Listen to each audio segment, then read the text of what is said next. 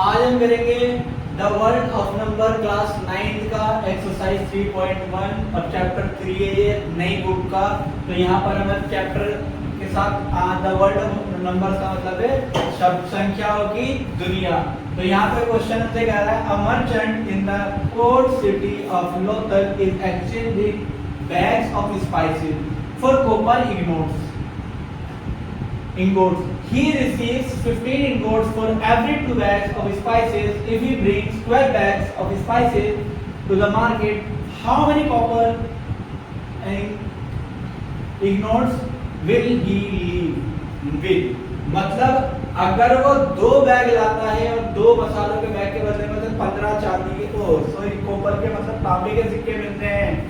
अगर वो बाजार में 12 सिक्के लिया है तो उसे कितने ज्यादा पैसे मिलेंगे। अब पहले हमें यहाँ पे एक चीज देखेंगे, यहाँ पे कितने ज्यादा बैग्स हो रहे हैं। तो बैग्स का हम देखेंगे, यहाँ पर हम क्या ऐड करेंगे, तो 2 बैग्स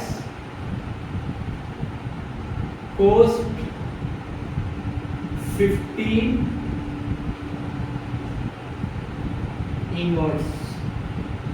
अब यहाँ पर हमसे कहा गया 12 के कितने होंगे, तो 12 को हम क्या करेंगे, भाग कर देंगे 2 से, क्योंकि हमें देखना है कितने ज्यादा बैग हुए हैं। तो जितने ज्यादा बैग होंगे हमें उतना ज्यादा प्रॉफिट देखना पड़ेगा। तो 2 से जब भाग करेंगे तो यहाँ पर आएगा आंसर 6। तो यहाँ पर 2 के टेबल से 12 डिवाइड होगा तो आंसर आएगा 6। 15 ingots से तो 2 से 12 को डिवाइड करेंगे तो 6 आएगा। अब यहाँ पर जो 6 आए थे 15 से मल्टीप्लाई कर दो, तो 6 पंजे 30, 30 का 0 कैरी 3, तो 6 एकम 6 और 3 9। तो उससे जो बाकी मिलेंगे वो मिलेंगे 90। और ये आंसर क्वेश्चन 1 का।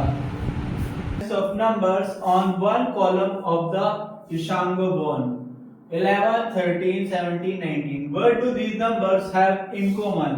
List the next 3 numbers that fit this pattern।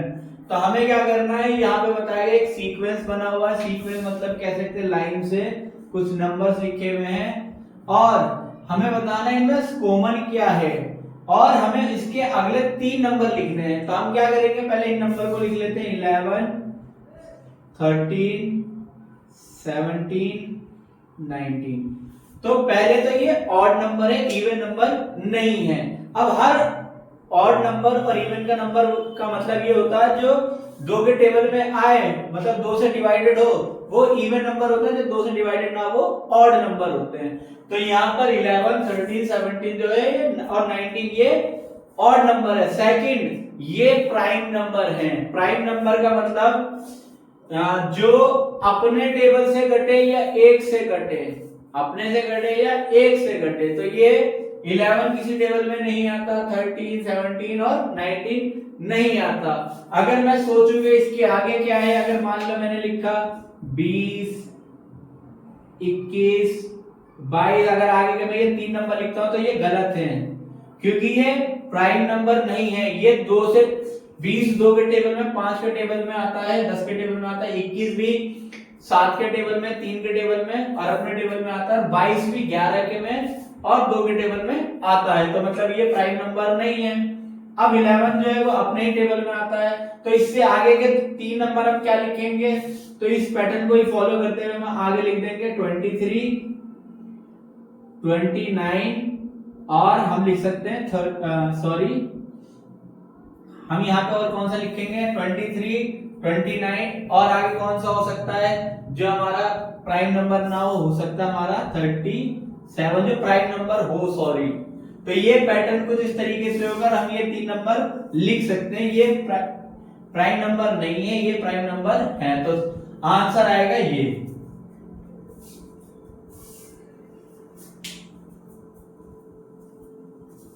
आ गया है, we know that natural numbers are closed under addition। मतलब जो नेचुरल नंबर हैं वो क्या क्लोज होते हैं, किसके, अंडर एडिशन के, मतलब एडिशन में आते हैं।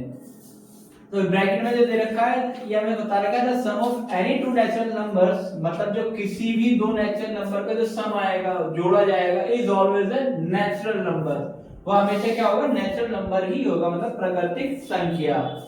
Are they close under subtraction, मतलब अगर हम उसे, क्या जो एडिशन में आता है वो सब्ट्रैक्शन में भी आता है। हमें क्या करना है, provide a couple of examples to justify your answer.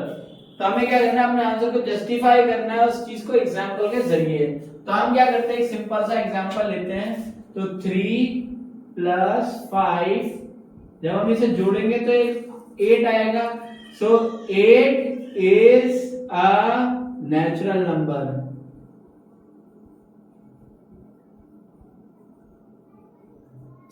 अब हम करते हैं 8 - 3, तो यहां आएगा 5।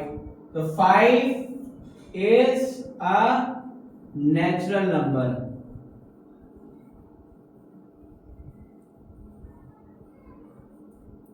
यहीं से उल्टा कर दें तो 3 - 8, तो हमारा आएगा -5। 8 is not a natural number.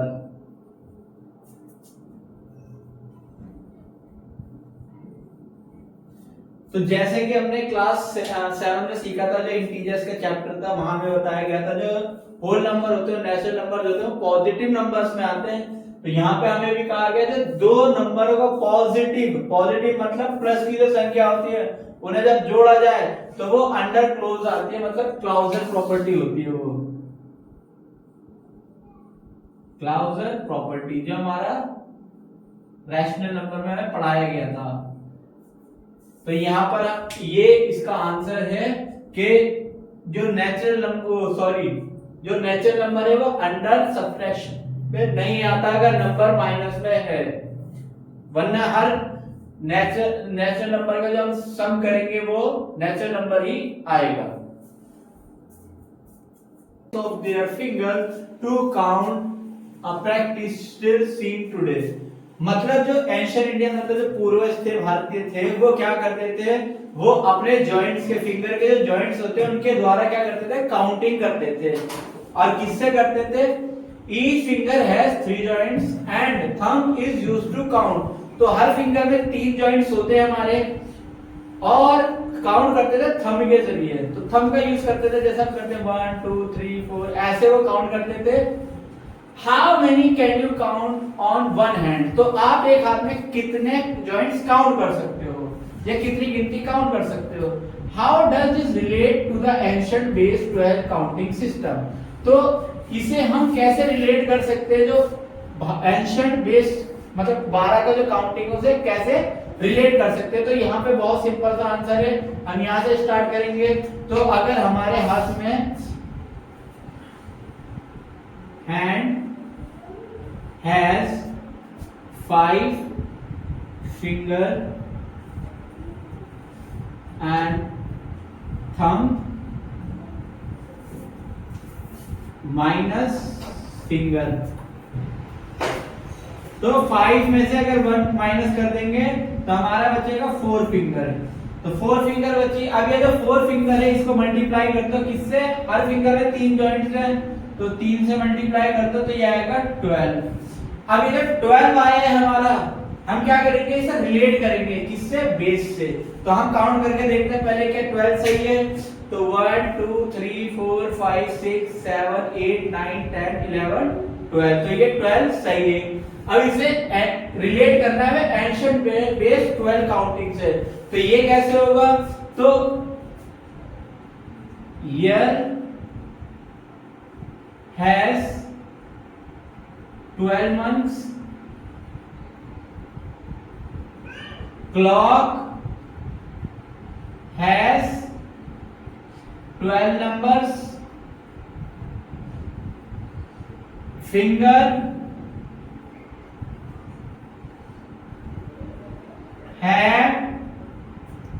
fingers have 12 joints। और यही इसका आंसर है क्वेश्चन।